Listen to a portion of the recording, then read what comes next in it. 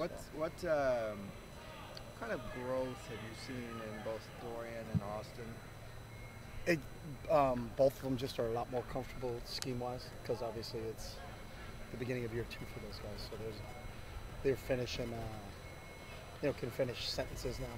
When you start to call a play, they know where we're headed and what the concept is, what formation is, when we're motioning, what we're trying to get accomplished. So I just think they're a lot more comfortable in terms of what we're doing.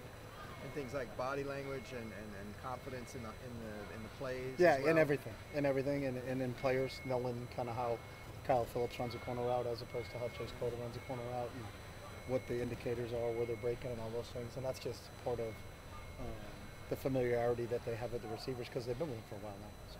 But what's your? I don't know if you even have like a policy or thoughts on guys who were starters last year coming back this year. Do they have to kind of prove themselves anew, or how does that work?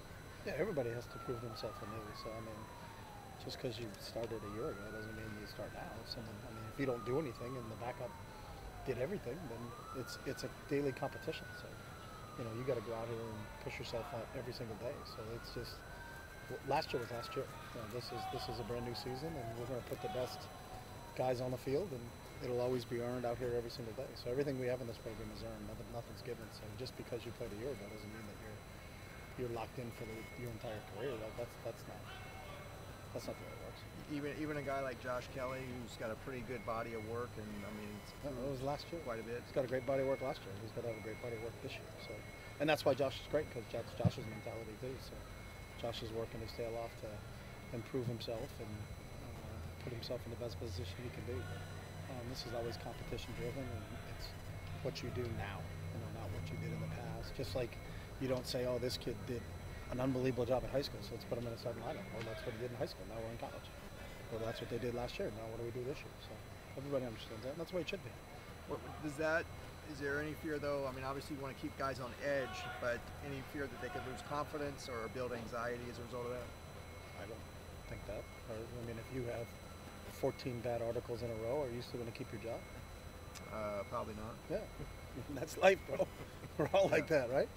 We got. It's what are you doing now? What are you doing? What are you doing for me lately? Not what you did, 4, 5, 6 years ago. It doesn't work. It doesn't work that way in life. It doesn't work that way out here on the practice field. So, and our guys know that. I don't think competition brings out the best in everybody. That's what That's why we approach it that way, and that's what our players really enjoy. So.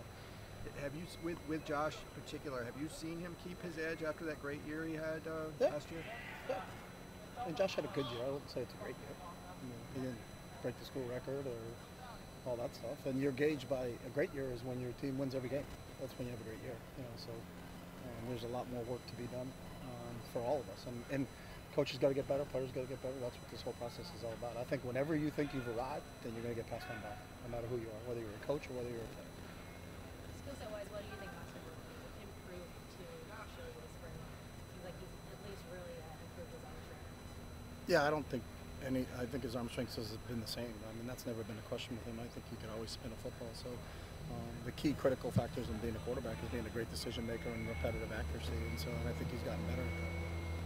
I know Josh Wood has been in the yellow jersey, so he hasn't been able to do everything, but how have you liked what you've seen from him? Yeah, he's only just done individual drills, so he hasn't done any team anything. So, and that's part of the rehab process. He's coming off an ACL last August, so he's where he should be from a recovery standpoint. But I haven't seen anything else except for individual drills. So, he's doing a good job in individual drills.